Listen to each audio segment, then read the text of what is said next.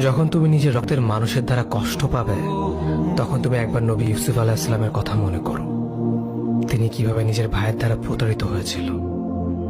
যখন তোমার বাবা মা না বুঝেই তোমার বিরুদ্ধাচরণ করে, তখন নবী ইব্রাহিম আলাইহিস সালামের কথা মনে করো। তার বাবা তাকে আগুনে নিক্ষেপ করায় ভূমিকা রেখেছিল।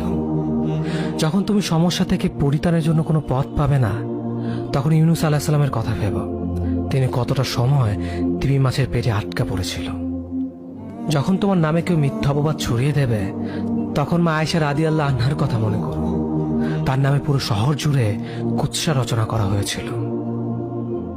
যখন তুমি অসুস্থ ব্যথার যন্ত্রণায় কাতরাতে থাকো, তখন নবী আইয়ুব আলাইহিস সালামের কথা ভেবো। তিনি ভয়ঙ্কর এক ভাইরাসজনিত রোগে আক্রান্ত হয়ে তোমার থেকে বেশি কষ্ট পেয়েছিল। যখন তুমি দিনের কোনো বিধান নীতিতে যুক্তি খুঁজে পাও না, তখন নবী নূহ আলাইহিস সালামের কথা ভেবো। তিনি কোনো প্রশ্ন ছাড়াই মরুভূমিতে নৌকা তৈরি করেছিল।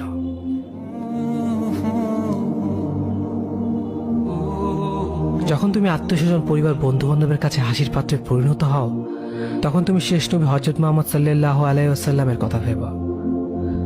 রাসূল সাল্লাল্লাহু আলাইহি ওয়াসাল্লাম বলেছিলেন, সবচেয়ে বড় পরীক্ষা দিয়ে সব থেকে বড় পুরস্কার আসে। যখন আল্লাহ কাউকে ভালোবাসেন, তখন তাকে পরীক্ষা করেন, এবং যে এই পরীক্ষাগুলো মেনে নেয়, সে আল্লাহর সন্তুষ্টি অর্জন করে।